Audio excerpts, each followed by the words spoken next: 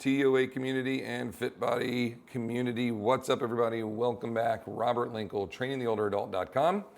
I had a really unique experience. Last week, I was interviewed for an article with AARP magazine, and they were discussing wearables, different technologies for older populations. What do we use them for? What are the benefits of, etc.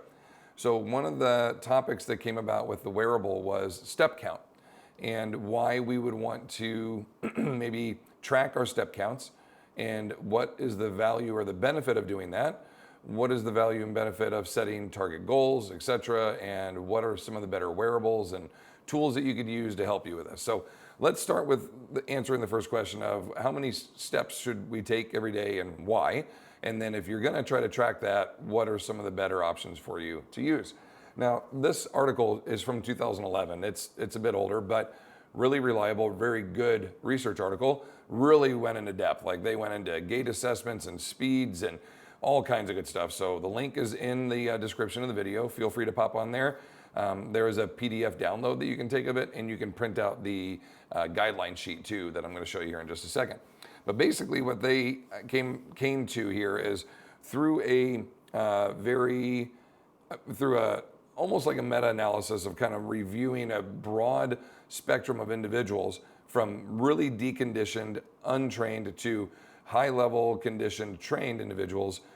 Basically, you're looking at 4,000 steps a day as a bare minimum. Used to be 3,000. We used to be like, if you're coming off the couch, you were injured, or if you're a frail elder, if you are so deconditioned that just moving up and down off the couch and walking around your house is difficult, 3,000 is a great starting point. But for the presence of this article, where they suggest 4,000 steps a day, let's say you sleep for 8 hours. Out of your 24 hours, that leaves 16 hours of wake in which you need to get 3,000, or in this case, 4,000 steps, okay? So quick math on that. I should be able to do this in my head, but 4,000 divided by 16. What are you doing, Rob? 4,000 divided by 16 is 250 steps per hour. Okay, pretty simple, like pretty easy to do that. Now, are we going to get up every hour, go do 250 steps and then come back? Probably not. But if you took a big walk in the morning, a mile and a half, 2 miles, something like that, and then just stayed fairly active the rest of the day, you should hit 4,000 steps pretty easily, right? Pretty consistently as we kind of go through our day. Now on the high end, 18,000 steps, that's a lot of steps. That's a lot of steps. And so you are extremely active. You'll see this in doctors and nurses and people that are just on their feet and they're constantly active all day long, moving. They'll log, upwards of 20,000 steps a day, which is a lot. It's a lot of wear and tear on your body. It's a lot of vertical loading. It's a lot of axial loading. It's a lot of foot contacts. So you got to keep that in mind. Like, there is such thing as too much. And then if they're wearing anything like a sheriff or a firefighter or anybody where they have to wear, vests or gear or backpacks, etc., every step, that's an extra 30 pounds. Think of the wear and tear on your body over years of doing that job. So keep that in mind. This is a cool little chart they had in here where they're kind of highlighting like individuals living with disabilities or even like toddlers as they're kind of starting off. Both ends of the spectrum here. You're looking at 1,000 to 4,000. And your goal is, get to that 4,000 marker is kind of a key indicator. Healthy older adults are getting anywhere between 5,000 and 7,000 steps a day. Active older adults are going to get anywhere between 7,000 and 10,000. Look at your 4 to 6 year olds are getting at least 7,000 steps a day. Preschool up towards 8,000, 9,000 steps a day. Adolescents, 12 to 19 year olds getting 10,000 steps a day. And then for some reason, boys are getting more steps than girls. I didn't read that far into the article to see why that is the case. But you can see vigorous activity, is pretty high there for everybody. 15,000 steps a day on average for every day of the week is moderate to vigorous physical activity. 3,000 daily step count is approach to vigorous physical activity in daily most of the week. Okay, so they're basically looking at, for youth, you have this bell curve, and for toddlers, and on the other end of the bell curve, disabled or frail elders, individuals that have injuries, whatnot, Your step counts are pretty much the same. 4 to 10,000 is kind of this range where you should be getting somewhere in between there. On high level 10,000, low level 4,000 is our goal. Now, how would you know if you're getting those steps if you don't have something to wear to track them? Some type of wearable, something you can clip onto your shorts or onto your shoe, anything. There's all kinds of different ones. We're going to show you some, okay? Now, as you start to get a little bit higher in this, the average goal, like for anybody, everybody, daily life, again, not on either end of the bell curve, just kind of somewhere in the middle, it's about 10,000 steps a day. We hear that often, 10,000 steps. If you can make that a minimum goal, be on your feet and be moving about 10,000 steps a day is pretty active. You're going to close all your rings. If you're a Apple Watch wearer like myself, close all your rings. Like the 10,000 marker is pretty much spot on. Anything over that, you're getting into high level, higher bouts of effort, and you're putting in some pretty good work. And these can be very effective tools for fat loss or weight management if that's part of the plan. So when the gal interviewing me, Lexi, when she said, why do people need to know the step counts? Well, the answer to that is if they don't know how many steps they're taking in a day, we can't really set any targets for a fitness performance. But there's also a heart rate that kind of goes with that. And then you have zones, right, of zones 1, 2, 3, 4, 5 of work intensities. Well, it's similar with your step counts. You can see the intensities that can change in here. Well, if we don't know where we're going to start at, we can't target in your abilities. And so basically, instead of saying I want to get 3 to 4 workouts a week and I want to lose this much body fat and this and that, this is so entry level of like, let's just count how many steps you take a day and let's get going from there. Let's be successful. Let's achieve these goals. And then you can take that to really high level stuff like runners, sprinters, Olympians, high levels. They track how many steps they count. They count how many steps they take in a day. So this isn't just for entry, but it's very good tool to use for entry level folks just beginning their fitness journey or rebuilding back from an injury. All right, this was just a couple days ago. Christine Loof, ACE certified trainer, and Sarah Felbin. This was on May 3rd, 2024. So yeah, just 4 or 5 days ago. They looked at all the best pedometers. There are 9. These are all 9 of them here. And all wearables ranging from $200. If you go to Dick's, $199 at Walmart, $180 on Amazon. This is the Fitbit Versa 3 you would wear on your watch, on your wrist, just like a watch. And it acts as a watch. It tracks your heart rate. It does your step counts. And then if you partner, like the Apple Watch partners with the phone, which is pretty cool. You can take your phone, put it in the opposite. So if you're a right-handed person, you wear your watch on your left, put the phone in your right back butt cheek pocket and go walk. I think it's like 800 meters or 400 meters. They need enough distance for your body to create a pattern of how you walk, and it'll tell you what your gait is. It'll measure the distance between the watch and your phone in your pocket, and it'll tell you the gait as you take your steps. Hey, you take a 2.8 foot step with your right and a 2.6 foot step with your left. So if you closed your eyes and walked, you would slowly be turning left by 2 inches because your left leg is taking a 2-inch shorter step. That could be due to a hip flexor impingement or a lower back issue or sciatica or a foot problem, anything, all kinds of things can lead to that. Point being is, why don't we always turn left?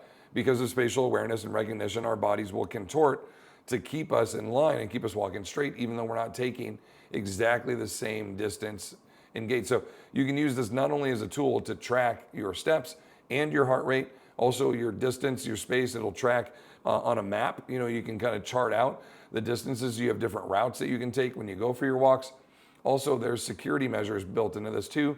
Some as recognizable as if you are upright or not. So if you were to fall and you're on the ground and you can't get your phone, or you didn't bring your phone or something like that, the watch will recognize that you are no longer vertical. And it'll ask you, did you fall? And if you don't respond to it, it's sending 911 alerts, to your watch, and someone's going to come looking for you. So that's a good thing, right? So you have some medical alerts that you can build into these, but that's also on a $200+ piece of equipment. Now on the other end of it, you've got a $18 step pedometer that basically only tracks your step count. And how does it do that? By the movement on the device. So this you clip onto your shorts or your jeans, and every time you take a step, there's a little counterweight in there that goes tick, tick 1, tick, tick 2, tick, tick 3. And so basically it's measuring when you take a walking step, you have this little bit of momentum, and the little thing on the inside swings, and it's just going to click 1, click 2, click 3. So you could be standing there rocking back and forth or bouncing on your toes, and it's going to tick off step counts, right? So that's the simplicity of something that basic, but it still works, okay? Now you have other ones that you can wear, like clip onto your belt. I think these ones are a little more effective. Again, $35, a little bit higher in price value, but it's going to be a little more specific. It'll track your step count. It may even do a little bit more in that. Some of them have different options. There's a compass built in, or something like that. You have some other options that are built into them. I think the wrist wearing ones, this is the Garmin Forerunner. This is definitely Forerunners, as the name implies, and it's designed to help you with your zones and your heart rate, and even I think some of them will attempt to do active heart rate and blood pressure through your wrist, which is not terribly accurate, but it gives you something to guide on. It'll even read O's, your oxygenation level. Again, through your wrist is not the best. The fingertip one seems to be the better one, but I think they're doing their best they can with what they have on there. Anyway, lots of good tools that you can pick from, lots of different options.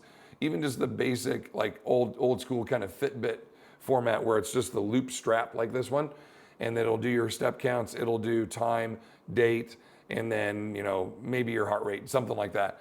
They're, rather remedial, rather basic, but wear that thing all day long, get your step counts in.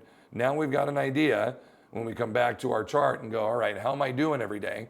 Well, if I'm completely sedentary and I'm like, man, I've got to start moving in this world. I've got to start, I got to start somewhere. What can I do? Let's just get 3,000 steps a day.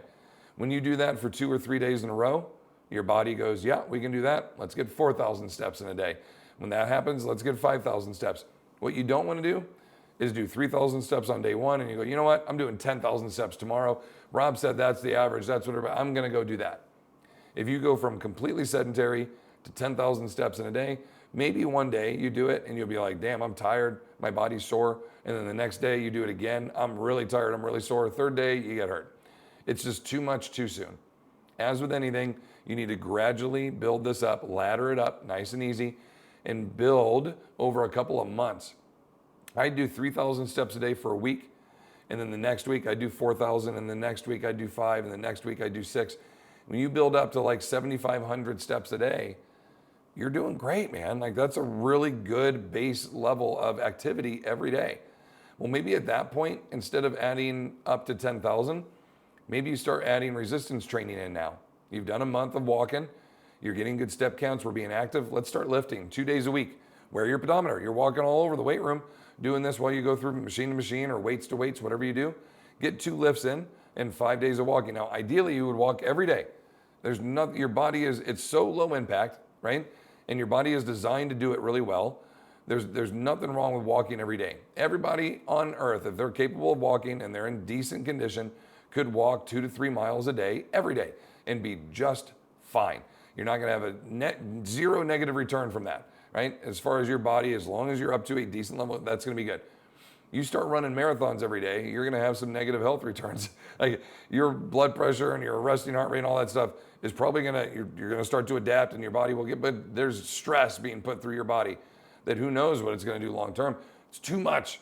Very few people can push themselves that hard, right? It's a bell curve. And that's the one thing we need to keep in mind is that we're not all Olympic athletes. We're not all Guinness World Record holders. We're not all trying to pursue some 18,000 steps a day.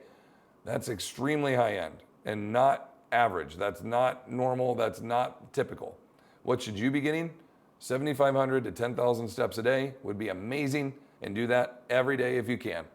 Set your goals. I am a huge fan of the Apple Watch. I love the Apple Watch. It has so many different options, so many pieces to it, so many great things. Yes, it's one more extension of our phone that is now attached to our wrist. So maybe you turn off your text alerts and those things. When you go for your walks, just let it do its job. It's going to read your heart rate. It's going to read your O's. It's going to tell you your distance. I love being able to track, like on the map, where I went in my route. So then I only have 45 minutes today. What route do I have in my life, in my library, that is a good 45-minute route? Well, I've got this tracked 5 or 6 times. I could go A or B. Oh, I've got 2 hours today. What are some of my longer ones where I could get like 6 miles in, right? Oh, let me go C or D, right? So you can create these little loops or out and backs or routes because you can track them and store them in there. It'll tell you when you started, when you finished, your resting heart rate, your starting heart rate, your finished heart rate, your average heart rate, your pace, your work zones. What zone was I in? 1, 2, 3, 4, or 5. I mean, it's a very cool device. Is it super accurate? No, probably not as accurate as a wearable around your chest, but it's pretty good, pretty consistent. It gives you reliable something that you can track with every single day, as it'll always give you a result. All right, gang, I hope you enjoyed this. Short but quick, short, 15, 16 minutes. You know me. I can talk about this stuff forever. Start setting those goals, 3,000, 4,000, shoot for 7,500 to 10,000. Get a pedometer and or a smart wearable. Use that on a regular basis. Start tracking this. Get a journal. Gang, we've got journals for everything. I got my work journal. I've got my workout journal. I've got my daily log journal. I have my therapeutic journal, my daily journal that I either video blog or I write in. These are things that help you in seeing where you've come from and where you are progressing to and all the steps along the way. So you can reflect back and go, look how far I've come, and be proud of yourself. Put in there how you felt, how hard it was, how challenging it was. And then 2 months from now, when you're like 7,500 steps a day, I do 10,000. Look how hard I thought it was back then. And now look at what I'm doing. That's what we're shooting for. All right, everybody. Until next time, continue to fight your good fight against sarcopenia. You need anything from me, feel free. Comment in the section below, ring that bell, subscribe, help us grow our community. We appreciate you all, and we will see you in the next one. Take care.